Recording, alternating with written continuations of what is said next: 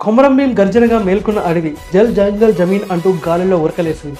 రవి నారాయణరెడ్డి ధైర్యంతో తెలంగాణ సాయుధ పోరాటం అగ్నిపర్వతంగా ఎగిసింది. భూమికి హక్కు, నీటికి దిక్కు కోరిన రైతన్న, ముల్కీ చట్టాలపై కోపంగా మరిగిన విద్యార్థుల మనసులు, నీళ్లు నిధులు నియామకాలు అనే గర్జనతో 1969లో జై తెలంగాణ అంటూ సాయుధ పోరాటం ఎగిసింది. కాళోజీ గలం దాటికి తెర తెరిచింది.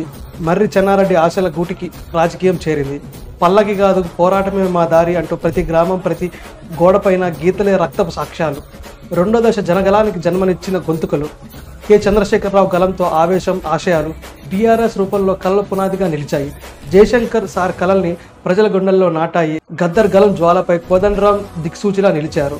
సకల జనుల సమ్మె ఒకరి కోసం కాదు, ప్రతి ఉద్యోగి, ప్రతి రైతు, విద్యార్థి గుండె తాకిన నినాదం. మహారాష్ట్ర మా హక్కు, పోరాటమే జీవితం అంటూ గాలి కంటే వేగంగా వ్యాపించిన విప్లవ శబ్దాలు.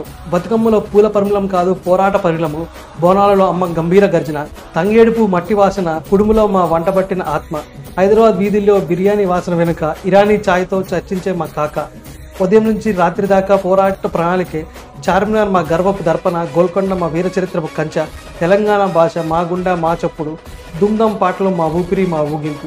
జూన్ 2 తీరిన త్యాగాల తారంగణ. 2 దశల పోరాటం, 1,00,000 గుండెల తపన, చదువుతో, శ్రమతో, నినాదాలతో నెరవేరిన రాష్ట్రం ఇది. ఇది రాజకీయ ఫలితం కాదు, ప్రజల పునర్జన్మన. జై తెలంగాణ, మా హృదయం, మా హక్కు, మా గర్వగీతం.